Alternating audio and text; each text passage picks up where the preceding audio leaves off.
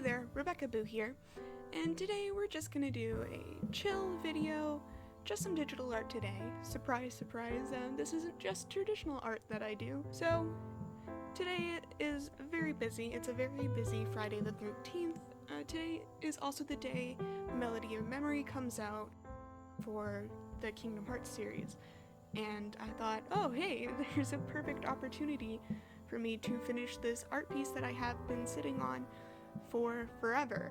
I actually sketched this out like pretty soon after they released I think the second trailer for Final Fantasy VII Remake, the one with Tifa in it, because I really liked her new outfit.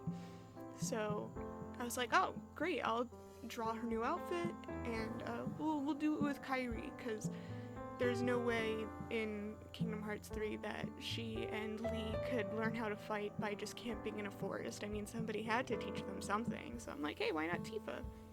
She exists in those games once, but you know. So, yeah, I drew this months ago, and then also months ago I did the line art, and I did it at a lower resolution, so if it does look a bit jagged and pixelated, that's because I did it at a low resolution and then I upped the resolution. I'm like, oh, I could have had smooth lines this entire time. And I was gonna do new line art for this video with a smooth resolution, but I just couldn't get it to cooperate. So I'm like, well, I already have this. It's not that blurry, so it'll be okay. So just some coloring and shading, because there's a lot going on, and I really want to get to the game. I played the demo, and it was a lot of fun, and I actually just came back from picking up my copy at the store, so, you know, hopefully I don't have to do very many takes of this recording so I can get to it. If you guys like Kingdom Hearts or Final Fantasy or whatever, I'd love to hear your opinions on, you know, whether you like 7 Remake, or if you're excited for Melody of Memory, or if you've already played it, what do you think? Don't put spoilers though, because I don't know when I will get around to finishing it. But yeah, if the colors seem a bit gross, I know this color is a little too light for the black of her hair and other parts of her outfit. I'll fix that later, but you don't want to use a pure black, even for black things in your drawing, especially if your lines are already black, because you will lose all that detail and line work if you just put pure black on. So I wanted to do something a little lighter, but I think it's a little too light, a little too reddish brown, so we'll fix it later. But otherwise, if the colors look kind of gross, it's because I am really bad at picking colors when I'm working on my desktop, because, you know, if your screen is at a certain angle, or if you're sitting at a certain angle, the colors look different, and whenever I draw something on the computer and then I look at it on my phone, I'm like, this is way different. And I don't know if it's proper to consider my phone to be the true colors, but there's less difference when you tilt a phone around. So I'm like, well, that's probably more accurate. So usually when I do digital art, I just kind of wing it, and then I do some adjustments later on my phone. So my laptop tends to make things like more warm, which makes skin tones really difficult. And I know Tifa's really pale right now. She's gonna look like a vampire when I color in her eyes, but I'll fix that too. I'm like, oh, well, she'll be paler because she doesn't spend all her time outside at the beach. You know, she's living under a giant plate with a fake sun. Not in Kingdom Hearts, but, you know, in her own game.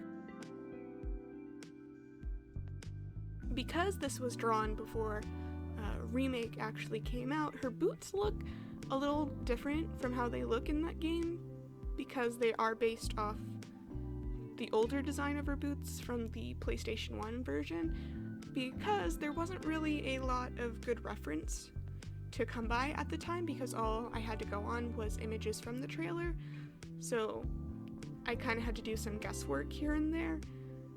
So that's why the boots look a little different, and maybe her arm braces look different too.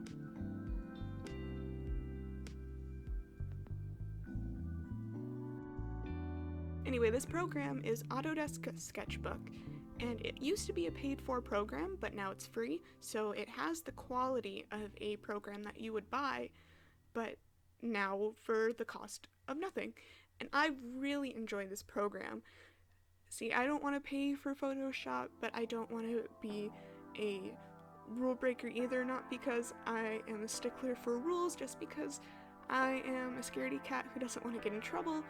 So I always look for alternatives, and so I thought I'd try this one out because it is more advanced than your usual free art program, and it has been the best feeling program I've used since I started digital art on MS Paint, which may not sound that great, but when I was younger in like middle school and I just got my first tablet, I was using MS Paint and I could crank out art super fast.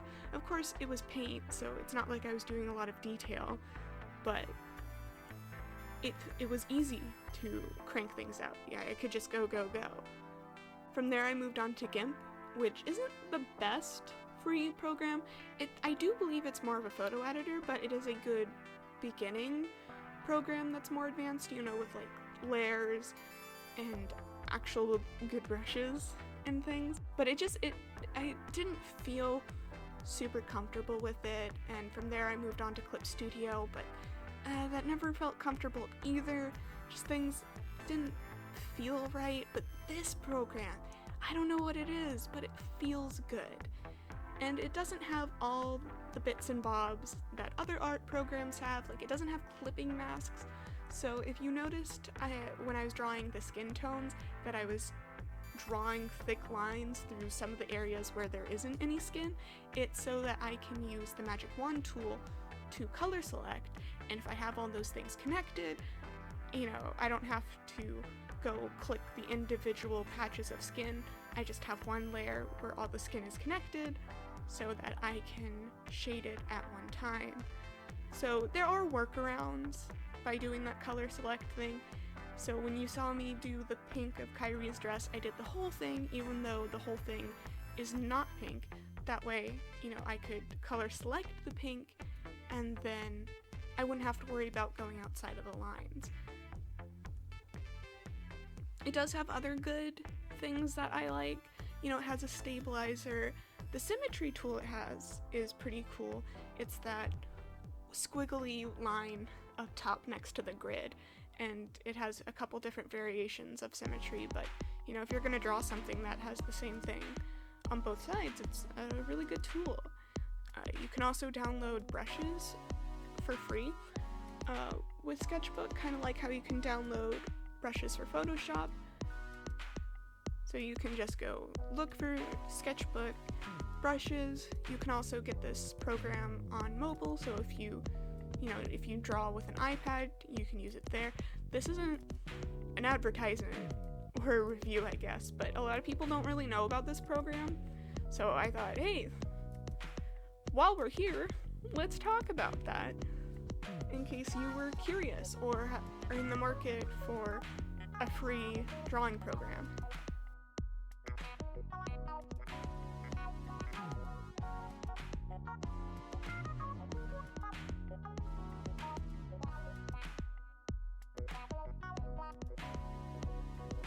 And here's my first time trying out using multiply layers for shading.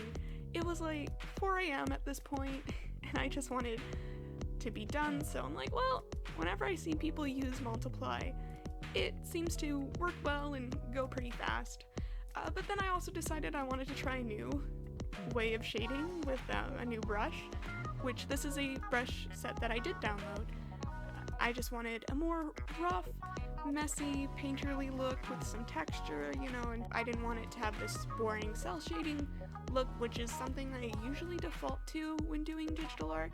making everything way too smooth, and that is a problem that comes with digital, is that it's so easy to make things so clean that it kind of loses interest or a human element.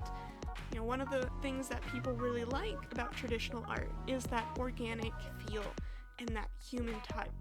And you can't quite get it on digital, but you can get really close by using different brushes that are, you know, not the default. So this was a really fun technique to use, and I think I'll definitely use it in the future. Just this, you know, throwing down a color and then blending it out. It kind of reminds me of what I did in the last video with those Tumblr markers, where I, you know, threw down some color and then used the blender to spread it around and dilute it a bit and give it dimension. Luckily, it didn't take me that long to figure out, so I did still have the element of speed on my side.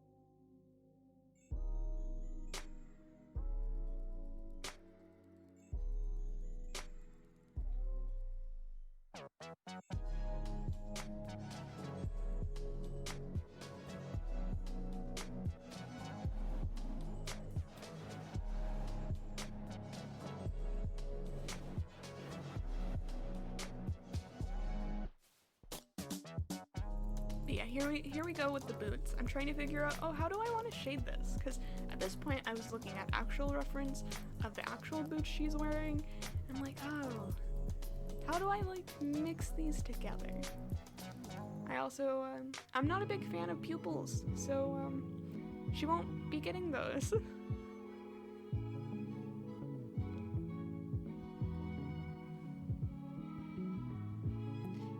And you can see that I am using that color select to section off different parts of the drawing so that I don't smudge the colors around and mix them up where they don't belong. Here I am doing some highlight for that contour by doing a screen layer. It kind of reminds me when I was just starting out with digital art for realsies on GIMP. I was using the dodge and burn tool religiously, which you shouldn't do. It's one of those beginner mistakes, like airbrushing everything or airbrushing with black. You don't want to use the dodge and burn tool for everything because it doesn't pick colors that necessarily work in the kind of context. Oh, and always remember to save, because it is so painful when you don't and something goes wrong, so never forget to save. But I felt like, yeah, this was kind of like dodging and burning, but it worked better than when I was, you know, like 12. I also have a better judgment of colors than I did back then. But this is just about it, just putting on a simple background because life is too short. Saving once more, and that's it from me. I hope you enjoyed, and I hope you have a very good weekend. Alright, see you guys a little bit later.